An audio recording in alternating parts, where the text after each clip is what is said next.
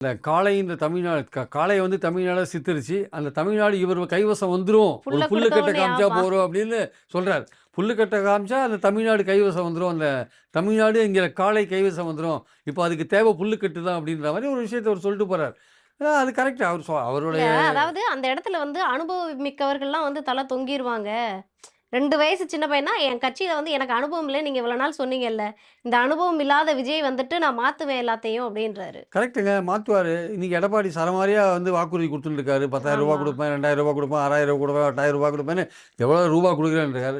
விஜய் என்ன சொல்றாரு? நம்ம கல்வி, மருத்துவம் இந்த மாரி விஷயங்களுக்கு தான் நான் வந்து முன்னுரிமை குடுப்பேன் அப்டின்ற மாரி சொல்லி, இலவசங்கள வந்து அவர் அப்ரிஷியேட் ப ப ப பண்ணல. இது ஒத்துக்கிற மாரி தெரியல. அத வந்து மக்கள வந்து ஒரு ஃபினான்ஷியலா வந்து எக்விப் பண்ணணும், எம்பவர் பண்ணணுன்றது தான் அவருடைய நோக்கமா இருக்கு. ம். அதுக்கு வேலைவாய்ப்பு போன்ற விஷயங்கள் ஒரு கன்ஸ்ட்ரக்டிவா பண்ணணும்னு அவர் நினைக்கிறார். ஆனா அது உண்மை. அவர் நினைக்கிறது உண்மை. அது அது அது நடக்கிற வரையும் இன்டரிமா வந்து ஒரு இடைக்காலத்தில இந்த ஏற்பாடுகள்லாம் கவர்மெண்ட் பண்றாங்க. ரூபா குடுக்குற விஷயங்கள்லாம். இதுவும் ஒரு வகையில ஒரு சமூக ரீதியான ஒரு விஷயம் தான்.